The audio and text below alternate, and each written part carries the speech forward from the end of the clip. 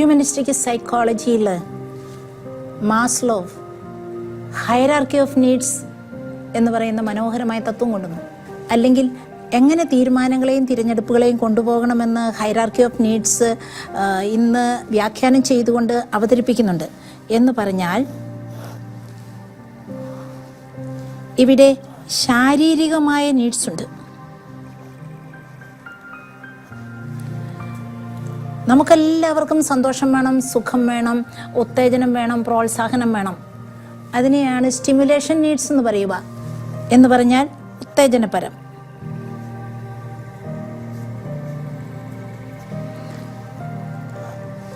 നമ്മുടെ എല്ലാം മൂല്യത്തെ, നമ്മുടെ എല്ലാം കാര്യങ്ങളെ മനുഷ്യർ ബഹുമാനിക്കണം, അംഗീകരിക്കണം, സ്നേഹിക്കണം, അതും നമ്മുടെ നീഡ്. അത് നമ്മൾ എസ്റ്റീം നീഡ്സ് എന്ന് പറയും. നമുക്ക് മനസ്സിലാകുന്ന ഭാഷയിൽ നമ്മൾ അതിന് അന്തസ്സെന്ന് എഴുതുക.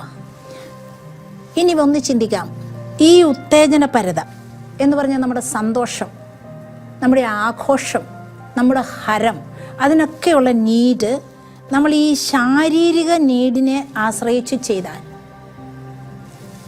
ഇത് പ്ലഷർ പ്രിൻസിപ്പിൾസ് ആയിട്ട് എപ്പോഴും നിലകൊള്ളും. സുഖം, സന്തോഷം, ഹരം, ത്രില്ല്, അധ്വാനിക്കാതെ പണമുണ്ടാക്കുക, ഇഷ്ടം, സ്നേഹം. അപ്പോൾ എന്ത് പറ്റുമെന്ന് ചോദിച്ചാൽ നമ്മൾ ഇതിനകത്ത് തന്നെ കിടന്നിങ്ങനെ കളിച്ചിട്ട് നമ്മുടെ തീരുമാനങ്ങളും തിരഞ്ഞെടുപ്പുകളും ഒരു ജാതി ജന്തുഭാവത്തിലായിട്ട് മാറും. നമ്മുടെ കാഴ്ചപ്പാടൊക്കെ കന്നുകാലികളുടെ കാഴ്ചപ്പാടാവും.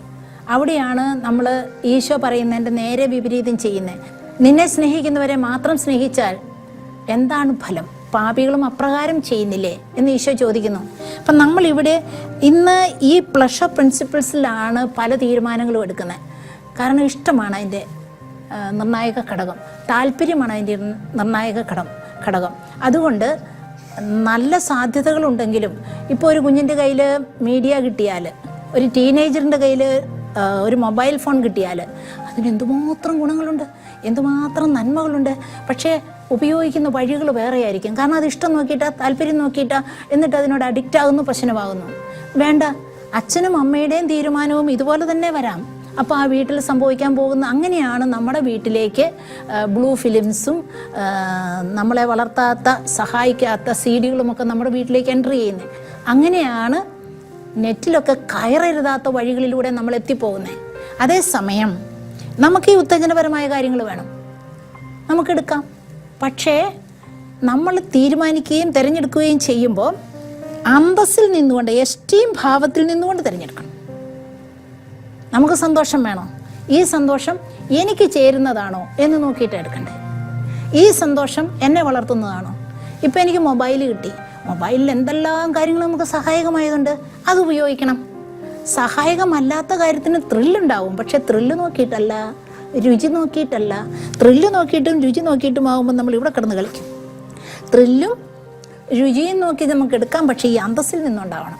ഈ അന്തസ്സിന് ചേരുന്ന രീതിയിലാണ് നമ്മുടെ തീരുമാനങ്ങളും തിരഞ്ഞെടുപ്പുകളും വരുന്നതെങ്കിൽ നമ്മൾ സാക്ഷാത്കാരത്തിലേക്ക് വരുക, ഔന്നത്യത്തിലേക്ക് വരുക. എല്ലാ തരത്തിലും, നമ്മുടെ ജോലി കാര്യത്തിൽ, നമ്മുടെ പഠന കാര്യത്തിൽ, നമ്മുടെ കുടുംബത്തിൻ്റെ സന്തോഷത്തിൻ്റെ കാര്യത്തിൽ, ദാമ്പത്യ ജീവിതത്തിൻ്റെ വിശ്വസ്തതയുടെ കാര്യത്തിൽ ഒക്കെ ഇതിൽ നിന്ന് വഴിമാറിച്ചോട്ടാൻ നമുക്ക് ഒത്തിരി സാഹചര്യങ്ങളുണ്ടാവും. പക്ഷെ നമ്മളത് ചെയ്യുന്നില്ല.